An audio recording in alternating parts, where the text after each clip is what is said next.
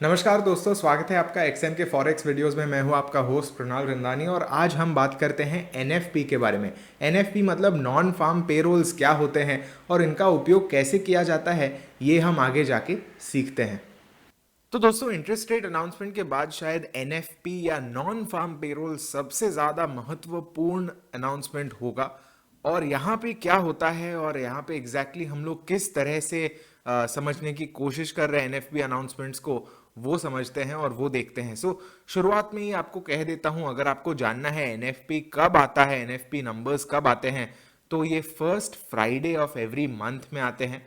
और first Friday of every month मतलब समझो अभी आने वाला महीना अगस्त है, तो इसमें पहला फ्राइडे जब आता है उस दिन पर शाम को 6 बजे हमारे भारत के टाइम पर निकलेगा और यूएस के टाइम में 8:30 in the morning EST, eastern standard time पे एनएफपी का अनाउंसमेंट होता है। तो इनकेस आपको ट्रैक करना है, आप सीधा ऐसे ही ट्रैक कर सकते हो। अब आते हैं कि ये क्या होता है।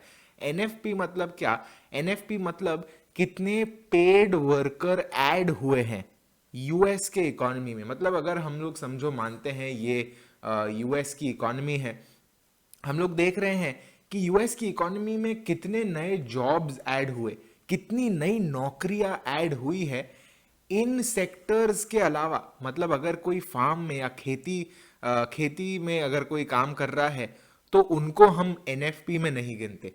गवर्नमेंट की अगर किसी की जॉब है वो बढ़ती है कम होती है, समझो गवर्नमेंट को ज्यादा लोग एम्प्लॉय करने हैं, तो उसे हम नहीं गिनते।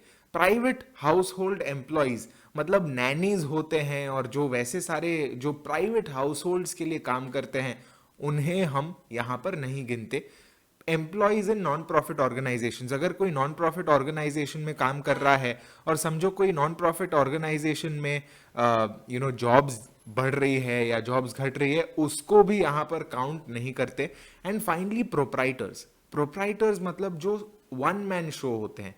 जैसे कि अगर इंडिया में जैसे हमने नाम सुना होगा सोल प्रोप्राइटरशिप का, मतलब एक व्यक्ति एक कंपनी को रिप्रेजेंट करता है। समझो अगर हम एक कंपनी शुरू करते हैं और सिर्फ कंपनी में हम ही है, ना तो ये प्राइवेट लिमिटेड है, ना तो ये पब्लिक लिमिटेड है, ना तो ये पार्टनरशिप है, सिर्फ हम अकेले हैं उस कंपनी को चला रहे हैं, तो वो प्रोप्राइटर हो गया। तो वैसे प्रोप्राइटर्स को भी हम कंसिडर नहीं करते एनएफपी में। तो इस वजह से और ऐसे एनएफपी का कैलकुलेशन होता है। और एनएफपी का बेसिक मकसद क्या है, जो उद्देश्य ये है कि यूएस की इकोनॉमी में अगर ज्यादा नौकरी ऐड हो रही है जो ये 5 सेक्टर्स में से नहीं है, तो उसका मतलब यूएस की इकोनॉमी अच्छा कर रही है। ऐसा क्यों? क्योंकि एक हद तक ये 5 लेवल्स ऑफ एम्प्लॉयमेंट जो है ये थोड़े से वॉलेटाइल या सिक्लिकल होते हैं। ठीक है, तो अगर हम इनके अलावा और कोई जॉब्स ऐड हो रहे हैं तो मतलब वो रिलेटिवली स्टेबल जॉब्स हो गए। और उन स्टेबल जॉब्स को मेजर करके हमें जानना है कि क्या वो बढ़ रहे हैं, क्या वो घट रहे हैं। अगर बढ़ रहे हैं तो यूएस की इकोनॉमी तगड़ी होगी, अच्छी होगी, स्ट्रांग होगी। अगर घट रहे हैं तो ये यूएस की इकोनॉमी के लिए अच्छा नहीं होगा। और अब अगर बात करते हैं कि अगर आप समझो एनएफपी को ट्रेड करना चाहते हो तो कैसे ट्रेड करें। देखो, पहली बात मैं आपको बता देता हूं कि first Friday of every month उस हिसाब से वॉलेटाइल ही होगा। आप अगर सुबह से देखते हो तो सुबह से ही आप देखोगे कि अच्छा जो भी यूएसडी पेयर्स हैं उनमें एक्स्ट्रा थोड़ा सा वॉलेटिलिटी आ रहा है, थोड़ा सा चॉपीनेस आ रहा है प्राइस में, क्योंकि इतना बड़ा इवेंट माना जाता है ये। और उसके बाद जब अनाउंसमेंट निकलता है तब जो एक्सपेक्टेशंस रहते रहते हैं लोगों के, जो अपेक्षाएं रहती हैं, उनके हिसाब से प्राइस मूव हो सकता है। तो अगर हम मानते हैं कि समझो ऐसी अपेक्षा है, ऐसे एक्सपेक्टेशन है कि यूएस के इकोनॉमी में 2.5 लाख जॉब ऐड होंगे। दो सिनारियो हो सकते हैं, या तो समझो एक साइड पे 3 लाख जॉब ऐड होते हैं, दूसरे साइड पे समझो 2 लाख जॉब ऐड होते हैं। ऐसे सिनारियो ले लेते हैं। एक तो यही हो सकता है पर बाकी दो ये भी हो सकते हैं। अगर हमारे अनुमान से, हमारी अपेक्षाओं से ज्यादा जॉब्स ऐड हुए हैं तो ये एक बुलिश बात होगी और हम एक्सपेक्ट कर सकते हैं कि डॉलर ऊपर जाएगा।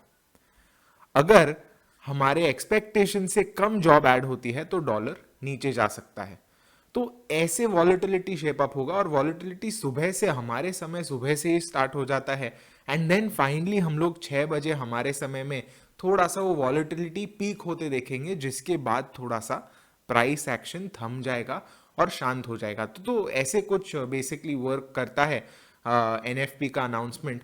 और देखिए, अगर आपको ट्रेड करना है तो अच्छी बात है, पर एक चीज़ ज़रूर याद रखिएगा, आप कोई भी इकोनॉमिक इवेंट ट्रेड करते हो, चाहे वो इंटरेस्ट रेट हो, एनएफपी हो, जीडीपी हो, पीएमआई हो, कोई भी चीज़ हो, आपको हमेशा आपके रिस्क मैनेजमेंट का ध्यान रखना है, क्योंकि अंत में रिस्क मैनेजमेंट ही हमें बचा सकता है। तो इसी कारण से हमें समझना है कि सही रिस्क को कैसे मैनेज करेंगे, और ये होते हैं एनएफपीज।